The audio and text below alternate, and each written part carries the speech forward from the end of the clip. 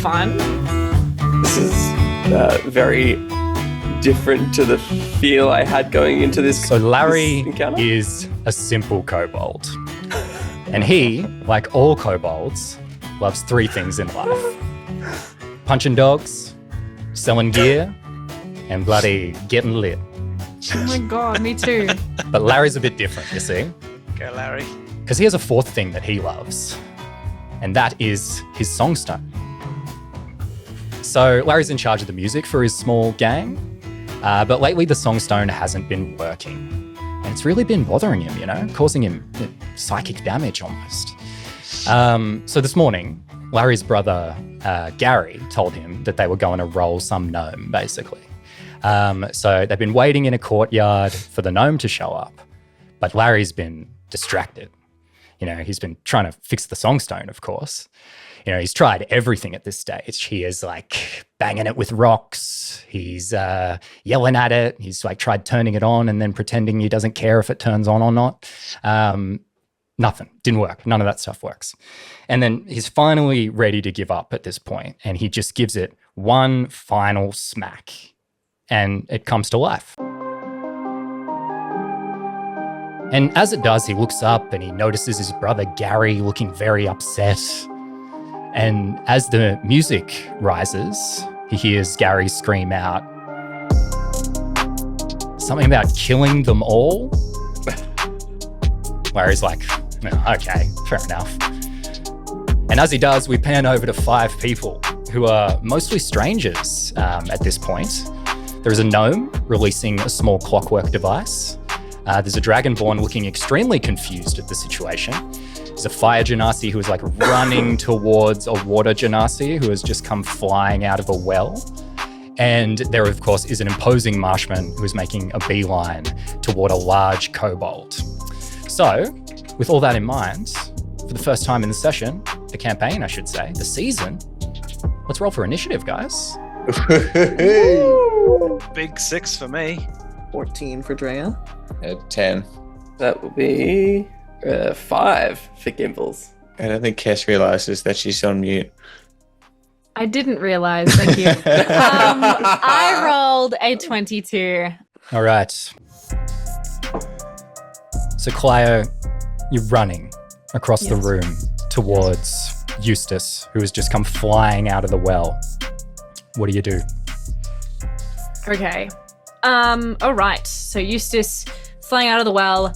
What am I gonna do? I want to stand in front of him. Can I ready an attack? Yeah, you can ready attack if an enemy comes in range. Great. I will ready an attack with my short sword. In a defense position in front of little Eustace.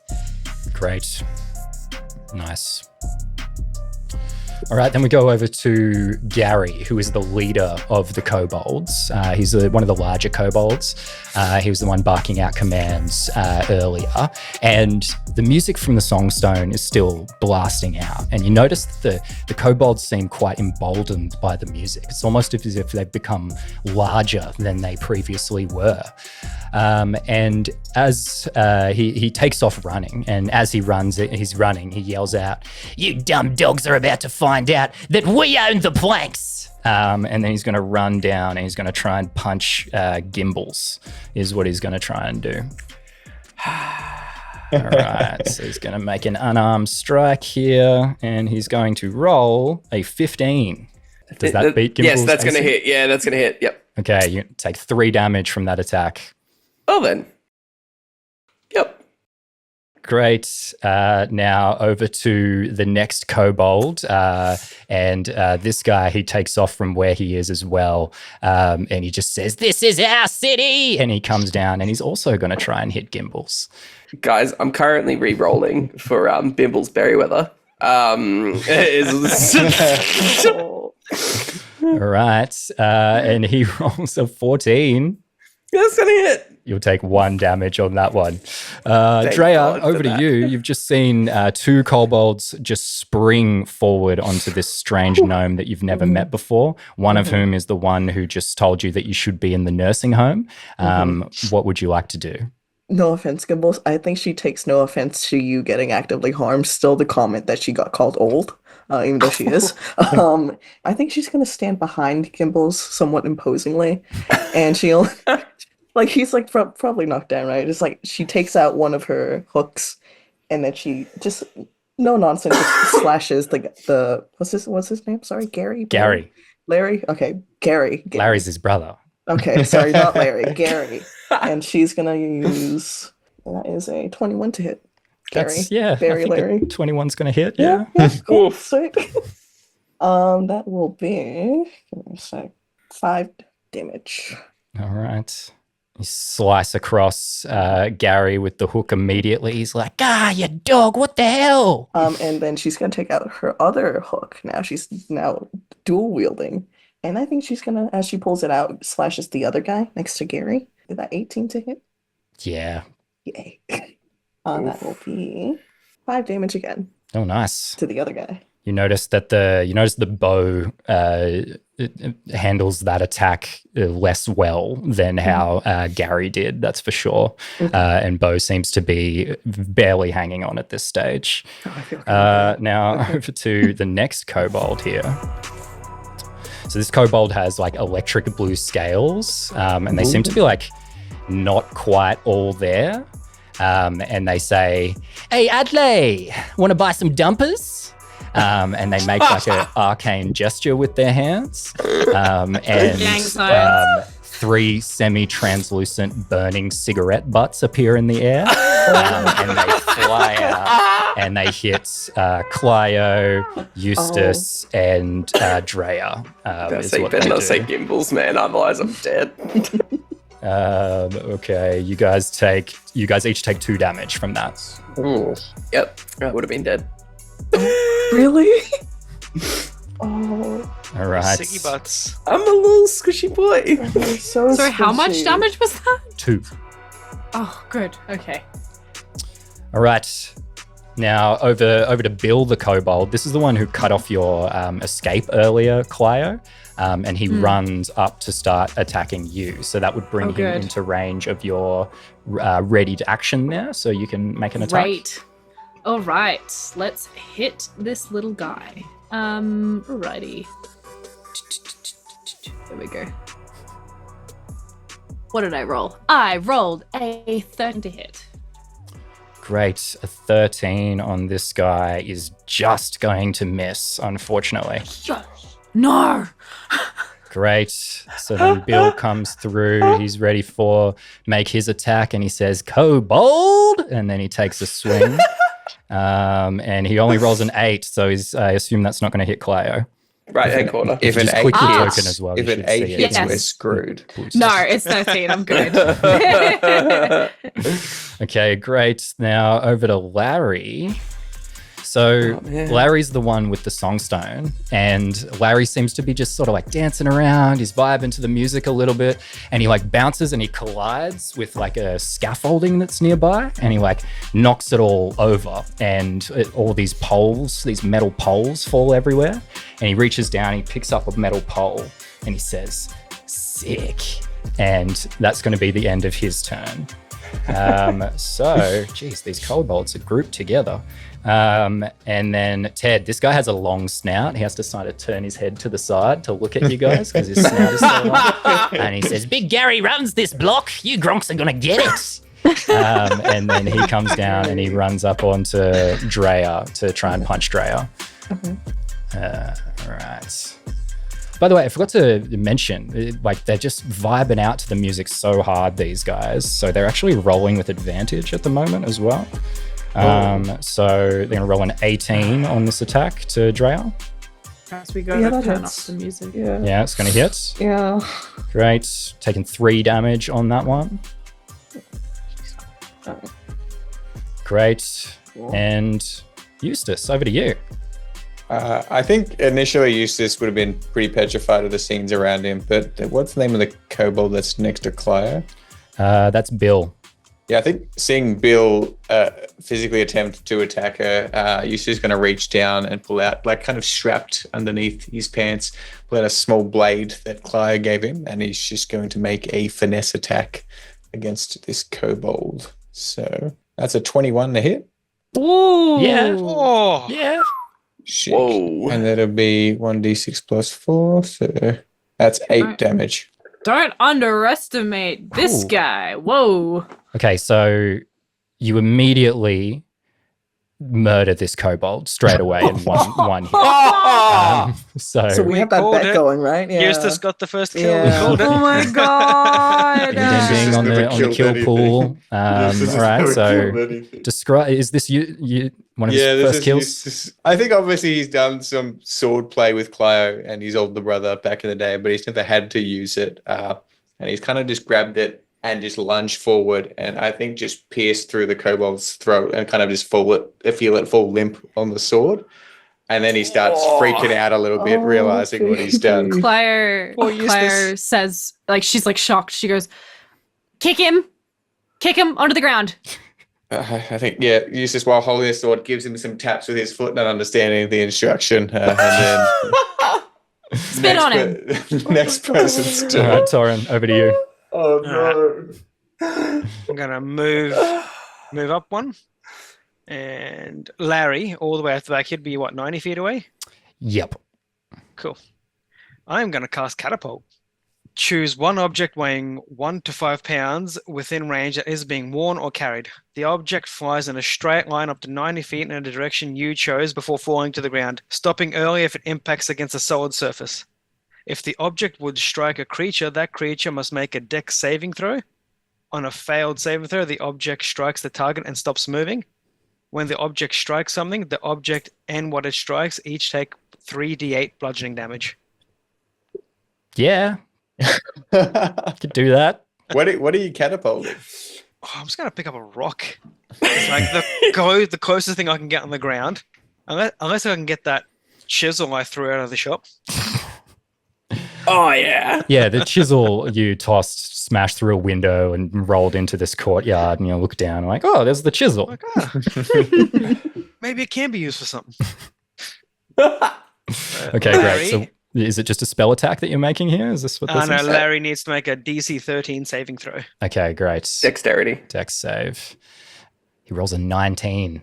Oh, He's emboldened by the sound of the music, and he's just vibing out, and he just happens to sort of like dance by it as it comes by, I think. The tunes help again, bro. It's like that kind of vibe. He's stoked. Great. Gimbals, you've had a rough time. Oh, yeah. So what's going on with you? Gimbals I don't think Gimbals has been in a fight in his entire life. So he is scared and doesn't quite know what to do with himself. However, I did let out that clockwork device earlier. The thing with the clockwork device is that it can cast prestidigitation. So I imagine I've sent it off to the side and get it to instantly light some little bits and pieces on fire, and then just be like, oh, look, what's that over there? And try and distract everyone. Everyone. Well, just at least the people in front of him. I think is the more Eustace, there's a fire. just the person in front of him. He wants to distract them. You want to distract Gary, okay? Yeah. Okay. I feel like there has to be a roll of some kind here. Yeah, I mean, I could do a deception or something. It's a deception. It's not necessarily the magic that you're deceiving them with. So it is a deception. Look, kobolds are a pretty deceptive group, these kinds of guys. So they are pretty savvy to trickery.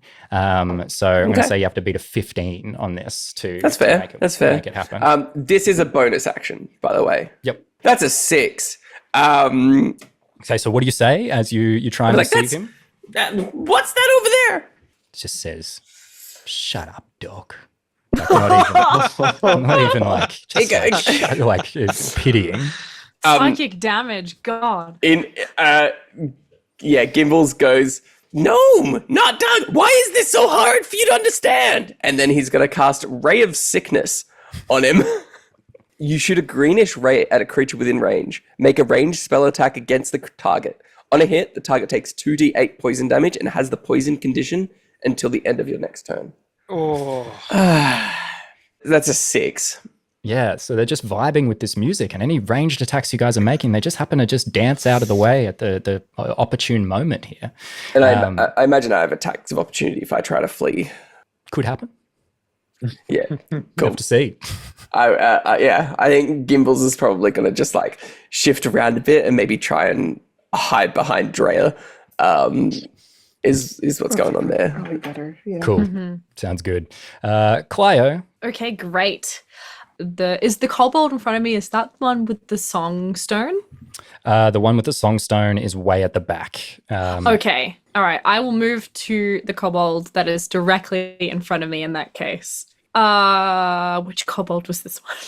This is Curly. It's your boy Curly. Great. Hi, Curly. Okay, Yeah. I am going to I'm gonna attack him with my dagger. I rolled my attack. What did I roll? I rolled a 19 to hit. Good hit. All right, give me the damage.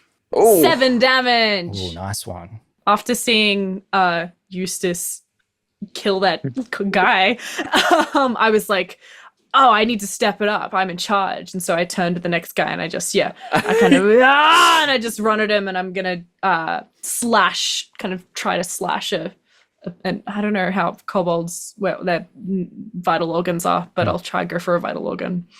Yeah, you slash across like the front of Curly.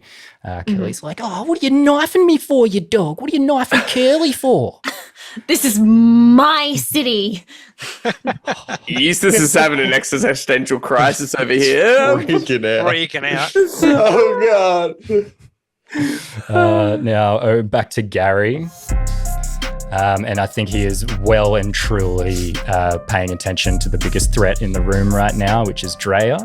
And he is going to make an attack again. He's going to try and punch Drea again. All right. Only rolling a 7, though. Doesn't hit. All right. That is Gary's turn, but then his mate Bo is nearby as well. So he's in the same area still. So he's also going to try and get a swing off on Drea at the moment. And that is a 21, though. Rolling Yeah, that with does hit. advantage Yeah. here. Wow. Great. And you're going to take 3 damage on this one. The music is just powerful for these guys. But it too is loud over to for you, normal Drea, ears. as you dodge one punch, then you take another one in the side. What do you do? I think Drea's just like, oh, this damn music is too loud for my old ears. God damn. She's like grumbling to herself. It's like Later. everyone here. Music these days. Oh, these damn kids and their goddamn music. And then I think, can she like clock that it's the guy in the very far back with the songstone? Is that obvious enough? Yeah, if you like look over, you can see that he's back there and he had the songstone before, and it's just kind of sitting on like a table, but it is about that distance away from you. Okay. Yeah. Would you say it's within 600 feet of her? Yes, it is within Cool. 600 feet of her. She's gonna put her hooks away and then take out. She has a lot of weapons. She has a longbow, and she just goes and then aims for the kid in the back. So that'll be a. Give me a sec. Open sheet. 12 to hit. It's a 12, okay. Does not hit. Oh, Just misses. okay. Still feeling the tunes at the moment here. Yeah, he's too locked in. I think Drea's dedicated. I think she's like set on like stopping the music. It's too loud for her. And then she goes for another. Wait, no. Is that the only one? You made the like, bow attack, so now Yeah. you won't be able to make the weapon Yeah. attack. You have to make a Gotcha. weapon attack with the light Yeah. property to get Yep. it. I take that back. That's her end. Yeah. Great. Over to Curly now.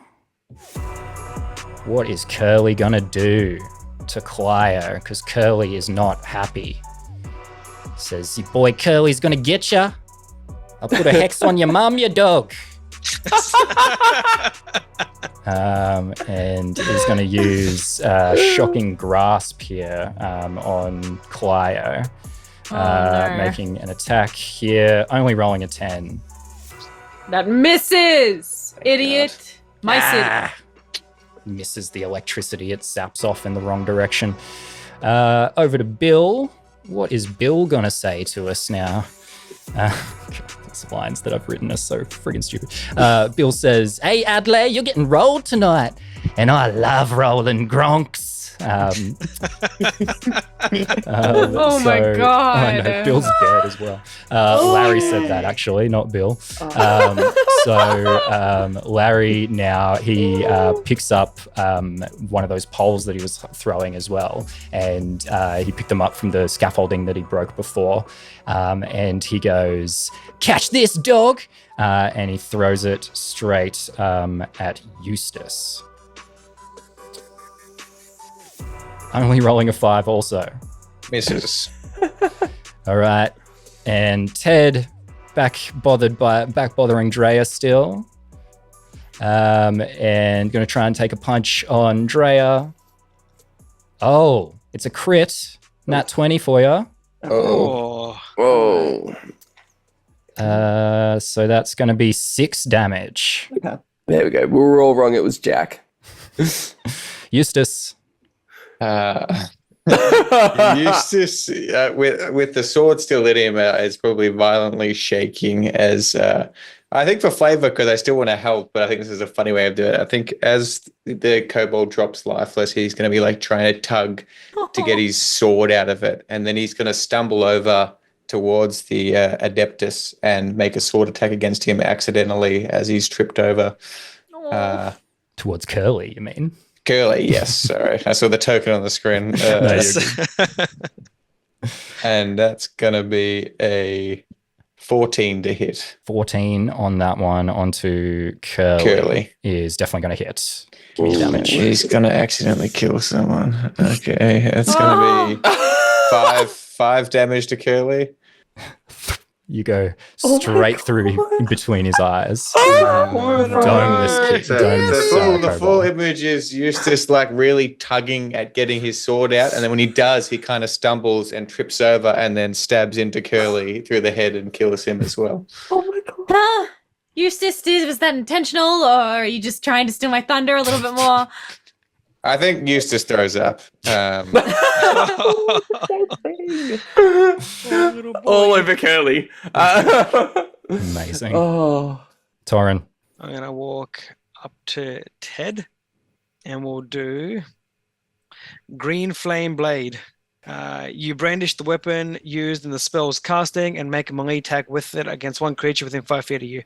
On a hit, the target suffers the weapon's attack's normal effects, and you can cause the green fire to leap from the target onto a different creature of your choice that you can see within 5 feet of it. The second creature takes fire damage equal to the spell casting ability modifier. What's the flavor of this ability that you're using here? How do you artificer this up? As he's walking up to Bo, he takes a spear off his back and he just waves his left hand over it. And you just see it just emanates like a green from the tip. It's Does just like glowing the anime, green. like, Yeah. across the Yeah, blade, yeah. And he's given a few little like flourishes, like as he walks up to it, so like a green fire trace as he's twirling around as well. Nice. I think Gimbals, you notice this as it happens, and it sort of sticks out to you as like a little bit different than other types of magic. Yeah, for sure. It's an 8. That's not going to hit. So cool too. You added too much swords. I'm imagining him. I'm imagining him as the like. I've got carded anime on my side. Does the whole flourish and actually doesn't do anything. Amazing. Like the fire goes too hot and like the metal gets too hot, starts burning. You're like, it's kind of hot on my hands. Too much. Yeah, no, I think the kobold actually just kind of dances out of the way again. Like the music of these is really empowering these guys in a way that is weird. Gimbals, over to you. I've got a tinderbox in my inventory. And it's a bonus action to light something on fire. Can I try and light like one of the kobolds' like shirt or something on fire? Yeah. Not necessarily to do damage, just as a trying to be resourceful with my stuff. Yeah, sure. Do that. Sweet. I don't have to roll for this, by the way. This is just using your tinderbox to light a candle, lamp, lantern, or torch, or anything else with exposed fuel. Takes a bonus action. Give me a stealth roll or whatever. Is it stealth in this game? I've forgotten at this point. Yeah. Stealth Sleight of hand. Sleight of hand. Yeah, go sleight of hand. That's actually a good call. Sweet. Just sitting there mid-combat, And- just come. Well, I figured I hid behind Drea a little give bit. give me a 12. 18. Nice. Okay. Yeah. So So I want to, just torch his shirt a little bit, and just let that rage on. And while that's happening, I cast false life. So he's going to take Which- 2 damage from this, by the way. I also cast false life on myself. Some temporary hit points, yeah? How many hit Yeah. points does it give you? 2d4 plus 4 temporary hit points. Perfect. Well, that's what you need right now, big time. So, Clio, Beautiful. let's go over to you.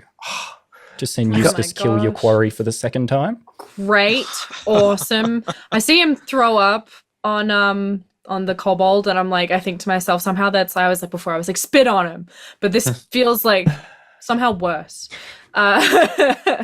Well, I look up to the next guy ahead of me. What was this guy's name? That's Larry. Yes, I will go for Larry. That's what I'm gonna do. Can I get into close quarters with him? Yep. You got 2 targets here. You could go for Yeah. Larry, or you could go for the Mhm. Songstone. Oh, yes. Interesting. She's bloodthirsty. She's not calculated. She's gonna go for Larry. Okay. Yeah, and I think she's gonna finesse with her short sword and attempt to just give him a good bonk. Whoa. I rolled a 21 to hit. Yeah, that hits. Give some Nice. damage. 9 piercing. Oh, Wow. Nice. max. Larry is barely hanging on at this stage, but he is still hanging on. Good. Can Just I quiet, say to him? just quietly, please don't punt the gnome. I'm pretty sure I would disintegrate into a million pieces. Don't tempt me. Don't tempt fate. Back to Gary now. He's just like putting the fire out on his shirt. He's like, "What the hell, you dumb dog? I wasn't even fighting you anymore." That's a gnome! And he just goes and he's like, just going to try and deck Gimbals now. Oh, Only rolling a 6 though. yes! Distracted by the flames, he doesn't get the benefits of the music in that moment. And now Bo is still engaged with Drea though, so he's going to take a swing at Drea. Punch time, here we go. Oh, rolls a 20. Yeah, that hits. Dirty 20 this time, not a crit. So that's going to be 3 damage to you as well. I'm getting cooked. I'm not gonna lie. It's crazy. Drea. I think she, like her head snaps towards, like back towards Bo, and she goes, "You're really pissing me off, kid." And she'll do, and she's gonna use her left hook to hit him. Hopefully, 24. Whoa. 24 is going to hit. Yay! And it's 1d6 plus 3, 4 damage. Nice. Cool. You were the first person not named Eustace to kill somebody in this campaign. I feel so bad for this kid. At least Dre has experience in killing things. Oh my god. And I I'm think proud of him.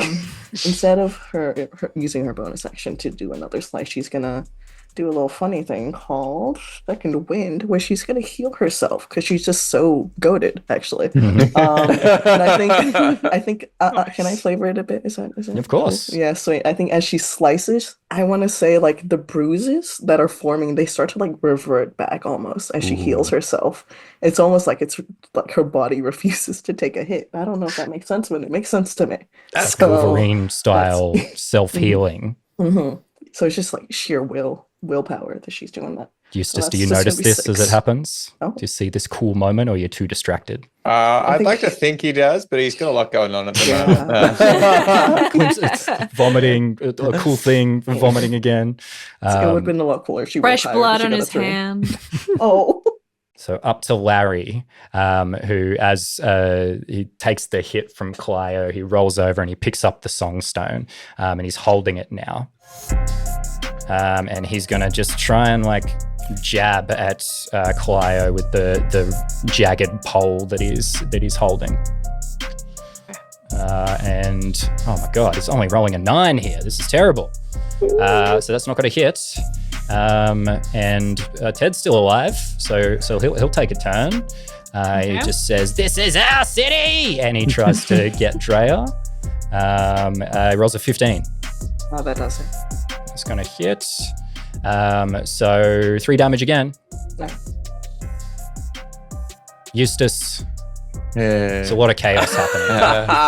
I think no. Oh, Eustace is thrown up and he's really tried to withdraw his sword from the head of Curly.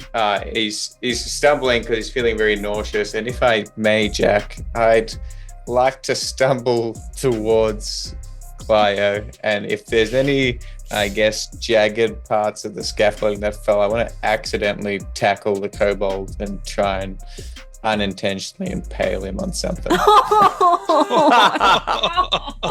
all very inadvertent. But if we can do that, Eustace is just Mr. Magooing his way through this whole encounter. Yeah. Okay. So this is just an unarmed strike then. Just give me an unarmed strike, and if it hits, that's what's going to happen. It's only a 5. So no, it's not. Oh, it's a nat That's actually one a nat too. one. Can That's what I that is. interject then to kind of let the flavor pop out Oh, I as he wanna kind know of what stumbles happens over with to that me? one. Well, Arlo rolled a nat 1 there, so I think there should be something that happens as a result of the nat 1. So something weird kind of happens. So you're trying to push him basically, and you're trying to connect with him. And as you connect with him, like you guys sort of like jostle a little bit, and like you fight over the song stone for like a few seconds, and then it like flips out of his hands and like flies through the air, and it hits you directly on the head as it happens. So you're going to take 2 damage from that part. But as it hits you on the head, the song stops and it like skips, and something weird starts to happen because a new piece of music starts to play.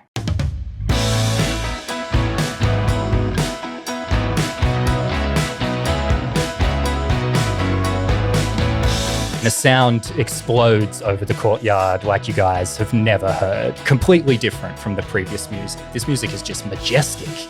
It's like Kurt Russell's hair type of thing. It's like Ridge from Bold and the Beautiful in the 90s. And you guys are just like enthused all of a sudden. The vibes go to you guys. So you're all going to regain 1d6 of health here. So regaining some of the health from the clomp that you just took, Arlo. So please roll your own dice. And let's listen to this guitar solo in the meantime. Oh my gosh. I get 2 hit points back. Get all my health. 3. I'm back. What a beneficial nat 1 that you just got there, Arlo. You lost 2 health, you got 6 back. Incredible. Torin, over to you. I'm gonna go for another green flame blade. Let's see what happens. That is a 20. That's a crit. If we go by the first one, Yep. that's a nat 20. That's a crit. Yeah, no, we'll take that. We'll take that as your first roll. Wait. So how do I roll with crit? Do I just hit the damage button? Just hit the there? damage, it should do it. Is that doing it? 1d8 plus 2, 6 No, plus it's not. Okay, just click damage again. Just do it twice. 18 damage. 18, who were you attacking? I think it's One directly in front of you? Yeah. Yeah, Will- you eviscerate this dude with this attack. Does that mean the flame's gonna crit as well? Yeah. Oh, yeah. Oh. Why not? You can crit a flame. I don't mind. Then Gary takes 10 damage because my spellcasting is +5. Great. So you hit Ted with the first damage and it bounced over to Gary.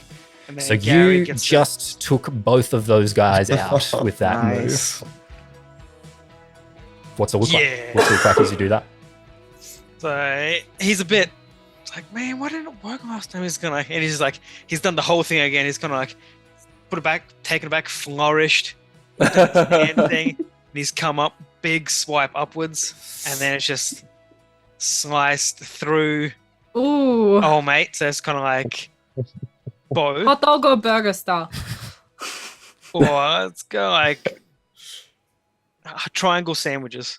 Oh. Going from, like under the armpit up and just go Nice. like going that way, and then as that's gone through you just see a streak of green flame go the exact same slashing path up Gary as it did through Bo. Amazing. Nice. So yes, you take them both out, both of the kobolds, the leader of the kobolds and one of his lackeys are taken out, leaving only Larry left over.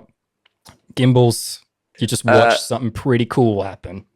Gimbals would probably look around, noticing that everyone around them is dead now, and be like, "Oh wow, that was impressive. Oh, one left." And he's just gonna fire bolts Nice. to the one guy that's left up the back there.